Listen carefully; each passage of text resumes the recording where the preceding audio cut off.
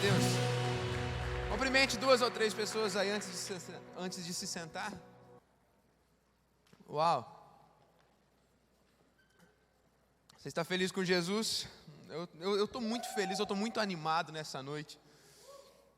Eu sei que Ele quer encerrar essa nossa série de mensagens com chave de ouro. Tem muita coisa boa aí que Ele quer fazer. Você foi abençoado por essa série, a nossa série sobre vencer as guerras da mente. Você foi abençoado nas últimas semanas com essa série? Eu fui muito abençoado. Quanto aprendizado, quanta coisa linda que Jesus falou aos nossos corações, e não vai ser diferente hoje no encerramento. Um recado rápido. O pessoal da intercessão BeAlive, a intercessão da nossa juventude, pede para avisar que eles estão abrindo agora vagas para a equipe de intercessão. Então, se você tem esse chamado de ser um intercessor, logo após o culto, o pessoal vai estar mandando nos grupos das 3 faixas etárias. Se você não está nos grupos, procura a nossa equipe lá atrás ao final do culto para eles te colocarem no grupo. Nós vamos estar enviando lá um link, para você preencher, para você entrar aí no processo seletivo para servir conosco no Ministério da Intercessão. Fechou? Vamos lá. Série de mensagens vencendo a guerra da mente, as guerras da nossa mente. Na primeira semana, nós falamos sobre o princípio da substituição. Identificamos mentiras que estávamos acreditando acerca de nós mesmos, mentiras que talvez ouvimos por muito tempo e talvez alguém nos contou ou nós mesmos contamos à nossa mente, ao nosso coração algumas mentiras, talvez por influência ou ingerência maligna, ouvimos algumas vozes que não são nada parecidas com a voz de Deus e acatamos ou pegamos aquelas mentiras, entendemos elas como verdades. Então, na primeira semana, nós identificamos quais eram essas mentiras que estavam dirigindo a nossa vida e substituímos elas pelas verdades da palavra de Deus. E você entendeu na primeira semana que para cada mentira que contamos a nós mesmos, a Bíblia tem uma verdade a respeito. Na segunda mensagem, semana passada, falamos sobre o princípio da reconexão. Nos reconectamos a nós mesmos, aos outros e a Deus. Identificamos quais são os pensamentos automáticos que têm tomado conta da nossa mente e nos empurrado para maus hábitos. E ao identificar então eles, agora nós submetemos a nossa mente ao senhorio de Cristo, para que esses pensamentos automáticos deem espaço às verdades da palavra de Deus, a versículos da palavra de Deus, a instruções e ensinamentos da Bíblia, para que agora esses sejam os nossos pensamentos automáticos que nos empurrem agora para bons hábitos. Encerramos na última semana falando que o nosso cérebro ele foi criado para reagir à nossa mente ao nosso espírito. Assim, nós escolhemos na nossa mente ouvir o Espírito Santo, que nos revela a verdade dia a dia. E continuando essa linha de raciocínio, que não podemos batalhar essas guerras da mente sozinhos, mas precisamos da ajuda do Espírito Santo. Hoje nós vamos falar sobre o princípio do reenquadramento e aqui nós finalizamos essa série.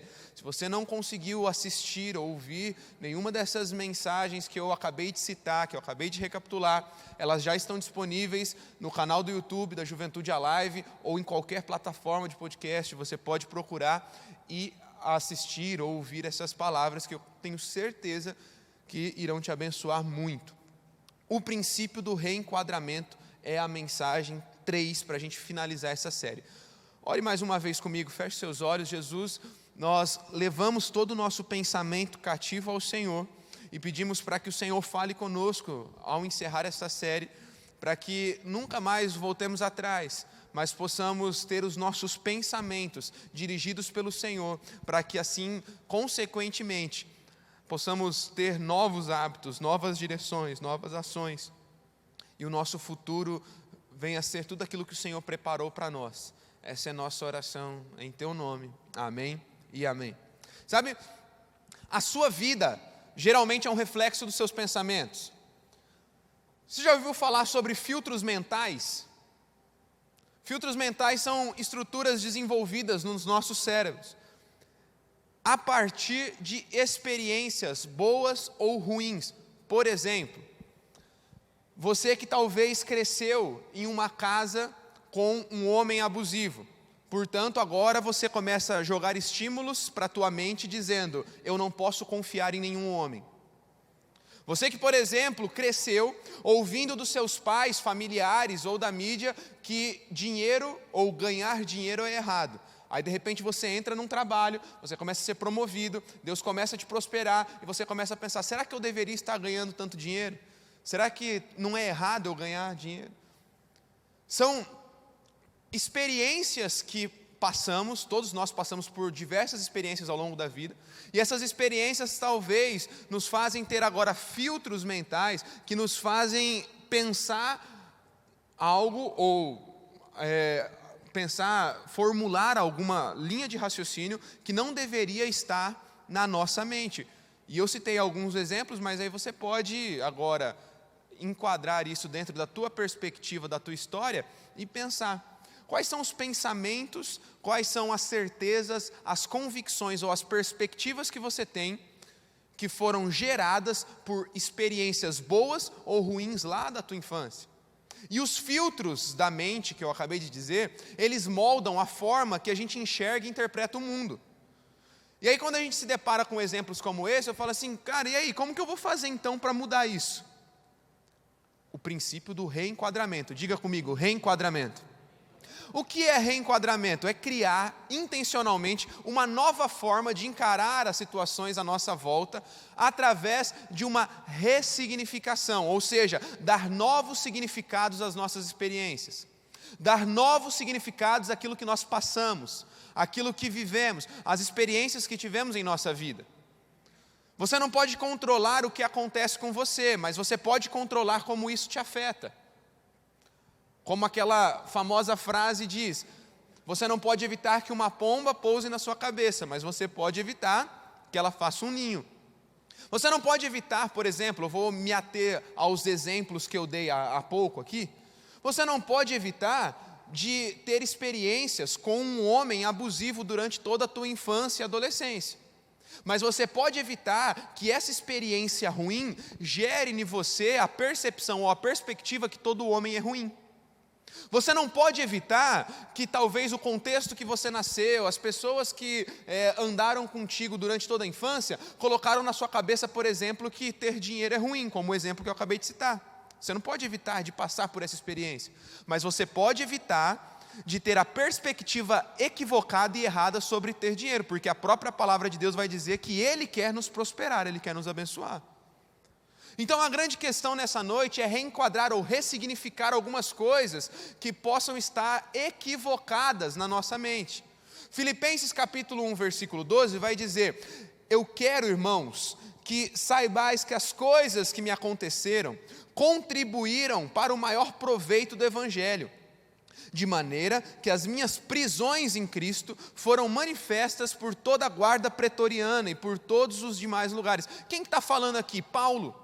Paulo foi o maior evangelista de todos os tempos, e Paulo aqui ele está falando o seguinte, olha, eu fui preso, eu fui açoitado, eu fui ridicularizado, as pessoas zombaram de mim, eu passei maus bocados, eu passei fome, eu passei perigo, eu passei todo tipo de situação que você imaginar, mas eu ressignifiquei todas essas experiências, entendendo que todas elas tiveram um fim proveitoso. Que fim foi esse? Que o evangelho continuasse a crescer.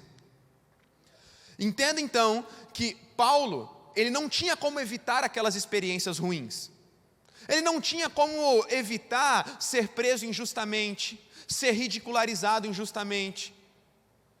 Mas ele podia evitar que aquelas coisas o impedissem de avançar. E ele ressignificou todas elas entendendo que todas tinham um propósito maior. Ele não deixou ser controlado por esse mal, ele controlou as situações. E é isso que nós precisamos entender. Algumas coisas são inevitáveis na vida. O próprio Jesus disse que nós passaríamos aqui na terra por aflições. Mas quando o Senhor nos criou com o DNA do governo, porque lá em Gênesis capítulo 1, versículo 28, nós vamos ver Deus dando uma ordem ao homem para governar, Ele está nos chamando então agora a controlar coisas, o mundo, a criação, a controlar as situações à nossa volta e não sermos controlados por elas. Você consegue entender? Faz sentido alguma coisa que eu estou falando aqui? Mas a grande questão dessa noite é ir na prática. Como fazer isso quando a gente chega no limite? Como fazer isso quando a gente chega num estado de pânico? Os nossos pensamentos só nos jogam para maus hábitos, os nossos pensamentos só nos jogam para o lado negativo. A nossa perspectiva é totalmente equivocada e ruim, porque a gente não consegue ressignificar as nossas experiências, a gente não consegue olhar o lado bom das coisas. Como fazer isso na prática? Então vamos lá. Para você ressignificar algumas coisas, para você reenquadrar os teus pensamentos, eu tenho 3 chaves para você nessa noite, anota aí. Primeira chave que eu tenho para você, valorize a presença. Primeira chave, valorize a presença. Quantas vezes tudo que a gente consegue enxergar são problemas? Quantas vezes você já pensou, eu estou ficando louco, parece que nada adianta? Quantas vezes você consegue lidar com uma situação, mas logo aparece outra? E quando você percebe, você chega no ponto limite.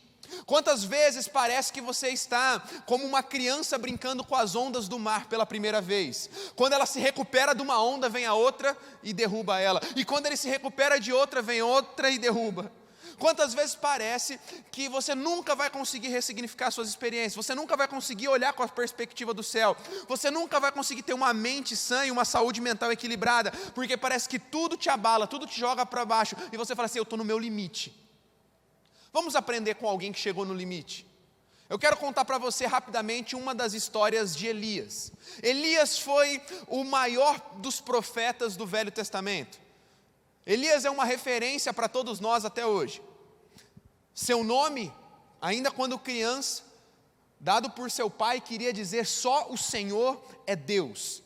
Então, ele nasce com essa perspectiva que ele foi criado para declarar que só o Senhor era Deus. Ele começa a viver então em meio a um povo que estava querendo adorar a outros deuses, e você conhece aquela experiência tão linda da vida de Elias, onde ele sozinho, amando de Deus, vai ao Monte Carmelo, e nesse monte ele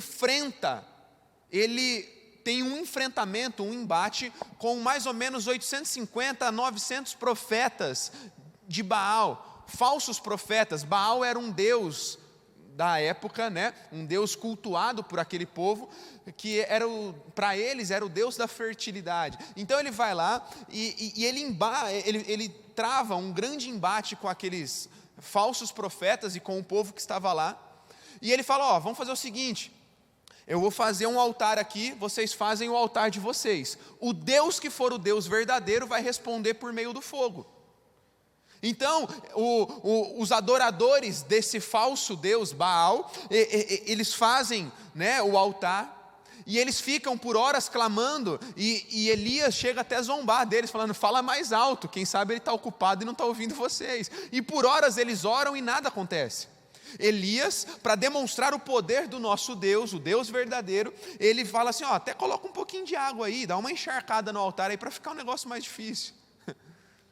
E eles encharcam aquele altar, e Elias, com uma simples oração, ele ora e o fogo cai do céu, ele consome todo aquele altar, e você sabe o que acontece, uau! Agora, sabe o que é mais louco? Ele acabou de ter uma experiência linda com Deus, ele acabou de ter uma experiência fantástica, e aí o que acontece? Jezabel, a rainha da época, fica furiosa. Ela fica furiosa porque quem que é esse aí que afrontou os profetas de Baal? Ela fala assim, olha, eu mudo de nome, se eu não pegar esse Elias e eu não matar ele. E aí a Jezabel coloca, né, a cabeça de Elias a prêmio. E aí nessa hora que ele fica com medo, ele fica com tanto medo da rainha, ele fica com tanto medo da perseguição que ele ia enfrentar agora, que ele vai para dentro de uma caverna, ele se esconde e ele entra num estado de esgotamento e depressão profunda. E dentro dessa caverna, ele pede a própria morte. Agora pensa comigo como que isso é irracional. O maior medo de Elias era que Jezabel matasse ele. Então ele quis o quê? Morrer. Deus, me leva, não quero mais viver. Não faz sentido, mas obviamente não faz sentido, porque ninguém pensa com clareza quando chega no limite. E aqui já fica uma grande e importante lição para nós. Elias, um grande profeta, um grande homem de Deus, tinha acabado de presenciar um dos maiores milagres que o mundo já viu, o fogo caindo do céu e consumindo o altar. Dias depois, ele está dentro de uma caverna, em depressão, no seu limite, porque todos nós estamos suscetíveis a ter dias maus e temos dias onde a nossa saúde mental, a nossa saúde da alma não está muito bem equilibrada. Então, quando ele se encontra agora, no limite, sem forças, olha só o que ele pede para Deus. 1 Reis 19:4, já tive o bastante, Senhor, tira a minha vida, eu não sou melhor que os meus antepassados. Você já passou por isso? Você chegou a um ponto onde você não consegue mais lidar com as questões à tua volta? Você já chegou a um ponto que tudo que te parece como saída é apenas a morte, é apenas o sair daqui e nunca mais aparecer? Elias, ele chegou no limite dele. Ele vai para essa caverna, ele se isola, ele se esconde, e olha só o que acontece nessa caverna. Acompanhe a leitura comigo, que farei agora, de 1 Reis 19, agora a partir do versículo 9. Ali ele entrou na caverna e passou a noite. A palavra do Senhor veio a ele: o que você está fazendo aqui, Elias? Ele respondeu: tenho sido muito zeloso pelo Senhor, Deus dos exércitos. Os israelitas rejeitaram a tua aliança, quebraram os teus altares, mataram os teus profetas à espada, eu sou o único que sobrou. Olha a sensação que você talvez já sentiu de estar sozinho, e agora estão me procurando matar. O Senhor lhe disse: saia e fique no monte da presença do Senhor, pois o Senhor vai passar. Então veio um vento forte que separou os montes, esmigalhou as rochas diante do Senhor, mas o Senhor não estava no vento. Depois do vento houve um terremoto, mas o Senhor não estava no terremoto. Depois do terremoto houve fogo, mas o Senhor não estava nele. Depois do fogo houve um murmúrio, ou um sussurro. Repita comigo: sussurro, de uma brisa suave. Quando Elias ouviu, puxou a capa para cobrir o rosto, saiu e ficou à entrada da caverna. E uma voz lhe perguntou: o que você faz aí, Elias? Elias respondeu: tenho sido zeloso pelo Senhor, Deus dos exércitos. Os israelitas rejeitaram a tua aliança, quebraram os teus altares, mataram os teus profetas à espada, sou o único que sobrou, e agora estão procurando matar-me. O Senhor lhe disse: volte pelo caminho de onde veio, vá para o deserto de Damasco. Chegando lá, unja Azael como rei da Síria. Deus estava falando: ei, volta pelo caminho que você veio, porque ainda tem muita coisa para você fazer, não é o fim. Talvez você chegou ao teu ponto limite, talvez você chegou a um estado onde você diga: não tem mais futuro e solução para mim, e Deus está te mandando falar: volte para o lugar da onde você veio, porque tem muita coisa para você fazer ainda, tem muita coisa para você vivenciar, tem muita coisa para você experimentar, para você usufruir. O teu futuro é maravilhoso, o teu futuro está guardado nas mãos dele, porque ele já está lá, porque o Senhor já está no teu futuro. Agora perceba, fica comigo. O fogo, Deus não estava nele. O terremoto veio, Deus não estava nele. O vento forte veio e não estava nele. E aí o texto vai falar que Deus estava num sussurro. E eu te pergunto: por que Deus sussurra aos teus filhos? Por que Deus sussurraria aos seus filhos? Você já parou para pensar por que Deus sussurrou com Elias? Eu quero te dar essa grande chave. 2 motivos por que Deus sussurra. Primeiro, Deus sussurra porque Ele está muito perto. E segundo, Ele sussurra porque Ele te chama para mais perto ainda. Não tem por que Deus gritar, porque Ele está perto de você a todo instante. E essa compreensão da presença dEle vai te fazer entender os pequenos sussurros de Deus para os seus filhos. E Ele sussurra, sabe por quê? Porque mesmo estando perto, Ele está te chamando para mais perto. Não está ouvindo, filho? Vem para mais perto, porque você vai ouvir. Vem valorizar a presença, valorize a presença, e as perspectivas que você tem sobre as suas experiências vão ser alteradas. Se você esquecer que Deus está com você, você não vai falar com Ele. Quando não focamos na presença de Deus, não falamos com Ele, ao contrário, nós vamos tentar seguir adiante sozinhos, entramos em cavernas, entramos em fugas, fugimos do confronto, fugimos da ressignificação, fugimos do tratamento, fugimos da cura. Ficamos focados na presença dos nossos problemas e deixamos de focar na presença de Deus. Deus está te chamando para mais perto. Deus está te chamando para entender que Ele sempre esteve perto de você e Ele sempre está perto de você. Segundo lugar. Primeiro, valorize a presença. Segundo, para se ressignificar, ore através da presença. Segundo lugar, ore através da presença. Filipenses 4, de 4 a 7, alegrem-se sempre no Senhor, novamente direi, Paulo dizendo, novamente direi, alegrem-se. Seja a amabilidade de vocês conhecida por todos, perto está o Senhor. Não andem ansiosos por coisa alguma, mas em tudo pela oração e súplica, com ação de graças, apresentem os seus pedidos a Deus. E a paz de Deus, que excede todo entendimento, guardará o coração e a mente de vocês em Cristo.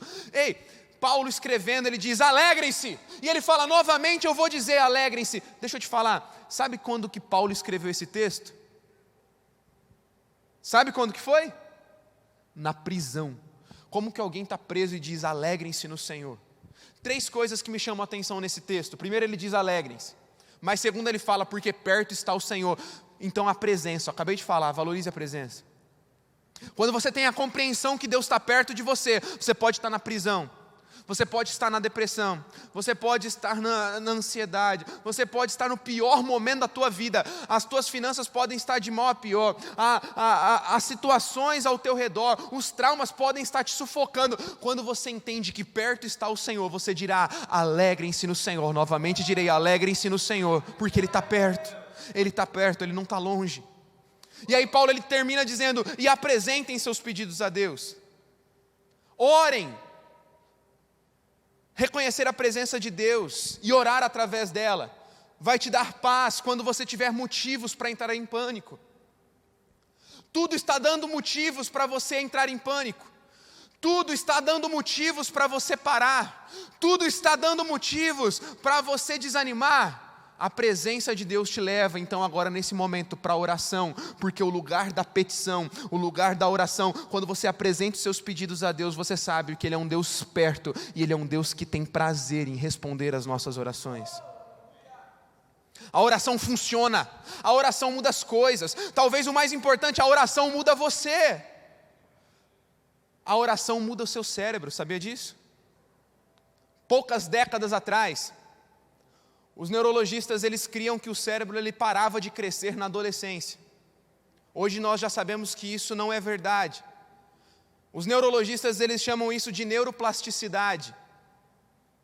A ideia é que nós podemos esculpir o nosso cérebro assim como podemos esculpir os nossos músculos.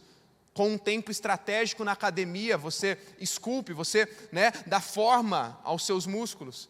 Assim pode acontecer com o seu cérebro de acordo com os estímulos que você dá para ele. O seu cérebro está mudando de acordo com o que você ora, com o que você fala com Deus e joga estímulos para o teu próprio corpo. Sabe por quê? O nosso corpo reage ao nosso espírito e o nosso espírito está sempre pronto a se conectar com Deus. E de acordo com o que você se conecta com Deus, orando, valorizando a presença, você está dando estímulos para o teu cérebro, dizendo, tome a forma que Deus quer que você tenha.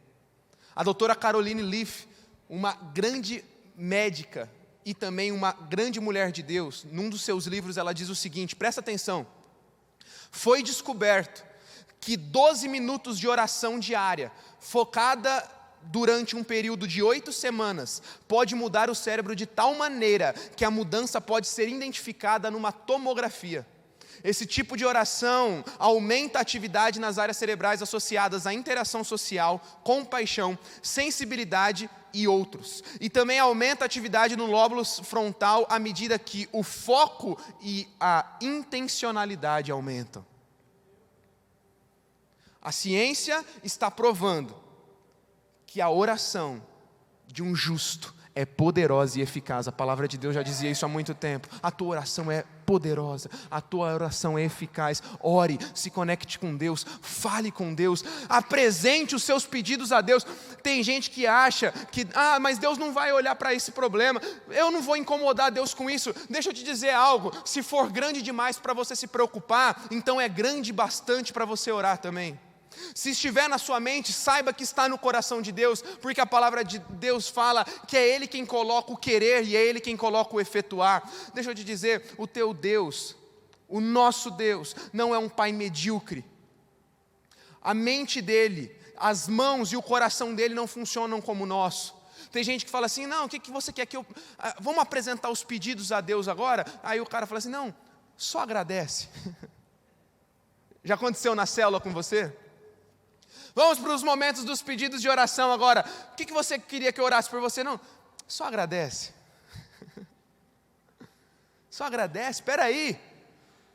Esse não é o seu Deus, esse não é o seu pai. O caráter de Deus, o caráter de Deus é um caráter de um bom pai. Um pai que ama presentear, um pai que ama responder às orações, um pai que ama responder aos seus filhos. Então apresente os seus pedidos a Deus. Terceiro e último, anota aí. Para reenquadrar a sua mente,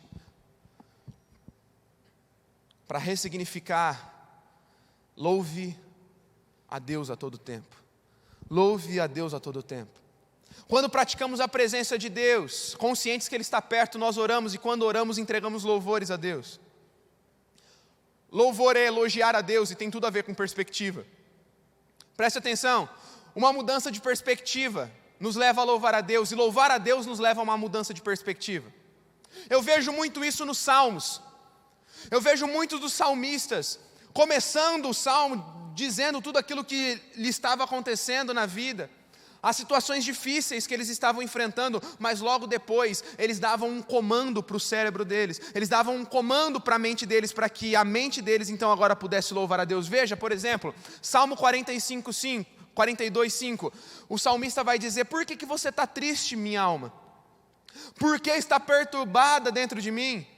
Mas aí ele dá um comando agora, e ele diz assim, põe a sua esperança em Deus, pois ainda o louvarei, Ele é o meu Senhor. Quando a gente olha situações no mundo, a gente diz, por que tanta injustiça? Por que tanta dor? Muitos culpam a Deus como se Deus fosse um Deus cruel, mas a pergunta que deveríamos fazer é, se o pecado entrou no mundo e afetou tudo, como que pode ainda existir tanta coisa boa? Essa deveria ser a pergunta, e a resposta para isso é, Deus é gracioso, misericordioso, a graça dEle, que é um favor que não merecemos, é comum e derramada sobre todos. Portanto, quando você vê situações na história ou na tua própria vida, que fogem do controle ou são difíceis, procure pela bondade de Deus na história e na história da tua vida. Certamente você enxergará. Salmo 124, versículo de 1-4.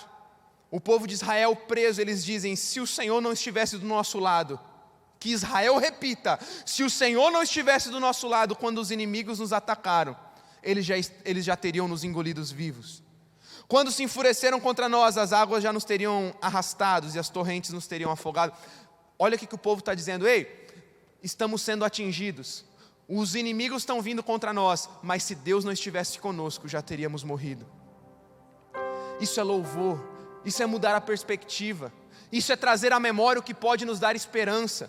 Não interprete Deus através das circunstâncias, interprete as circunstâncias através da bondade de Deus. Louve a Deus com a palavra, louve a Deus com sua vida. Esses dias um jovem empresário postou nos seus stories uma crítica, né, e desabafando nos seus stories, dizendo assim, eu estou indignado porque minha empresa aqui, a gente ralou de segunda a sexta, e hoje que eu me dei conta que tudo que a gente produziu de segunda a sexta foi para pagar imposto. E eu estou desesperado com isso, eu estou bravo com isso, com a situação da nação. E eu mandei para ele e falei assim, cara, verdadeiramente, às vezes revolta. De fato, não é algo legal. Mas eu falei assim, experimente hoje então mudar um pouquinho a sua perspectiva. Se você está pagando imposto, é porque você está vendendo. Se você está pagando imposto, é porque dinheiro está entrando. Quantos não gostariam de ter um imposto para pagar hoje? Louvar a Deus em todo tempo é mudar a nossa forma de enxergar as coisas, é ressignificar as questões da nossa mente, entender que onde olhamos, qualquer situação que seja, por mais desfavorável que seja, nós podemos olhar com olhos de fé, entender e enxergar a bondade de Deus lá. Um dia alguém já disse que Deus é bom em todo tempo, e em todo tempo Deus é bom. Decida hoje que você não vai ser como o resto do mundo. Você vai permitir que Deus renove sua mente. Em vez de focar no que você vê, você vai focar nos pensamentos de Jesus ao teu respeito. A Live Livre, Deus te criou e Deus te sustenta. Ele pode te carregar, Ele pode te fortalecer, Ele pode te capacitar para fazer o que Ele te chamou para fazer. Não baixe a guarda, torne todo o pensamento cativo a Cristo. Porque o inimigo, ele tenta sussurrar a tua mente, mas quem de fato quer sussurrar ao teu coração é Deus. Ele está perto, sussurrando e te chamando para mais perto. Saiba que você não precisa nada além de Deus, Ele é o seu tudo. E eu quero encerrar essa série pedindo para que você se coloque em pé.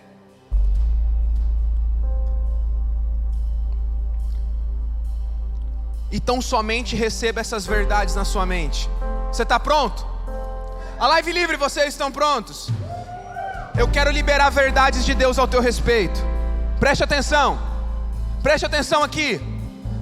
Coloque a sua mão na sua mente e dê comandos ao teu cérebro agora, que eu vou falar para você agora algumas coisas importantes. A Live Livre, você não é controlado pelo medo. Você não é enguiçado, você não é engessado, você não é escravo dos seus hábitos, você não é prisioneiro dos seus vícios, você não é vítima, você não está falhando, você não é detestável, você não é indigno de amor, você não é o seu passado, você não é o que você fez, você não é o que fizeram a você, você não é o que os outros dizem que você é. Você não é o que os seus pensamentos não saudáveis dizem que você é. Você ainda não terminou. A Live Livre, por causa de Cristo, você é amado, você é perdoado, você é curado, você é novo, você é redimido, você é livre, você é abençoado, você é forte, você é escolhido, você é capacitado, você é arma de justiça em um mundo de escuridão. Permita que essa verdade comece a jorrar na tua vida. O seu Deus é contigo, o seu Deus nunca te deixará, o seu Deus nunca te esquecerá, o seu Deus é por você, Ele lutará por você, nenhuma forjada contra você prosperará. Você é mais que vitorioso através dele. Deixe Deus mudar os seus pensamentos.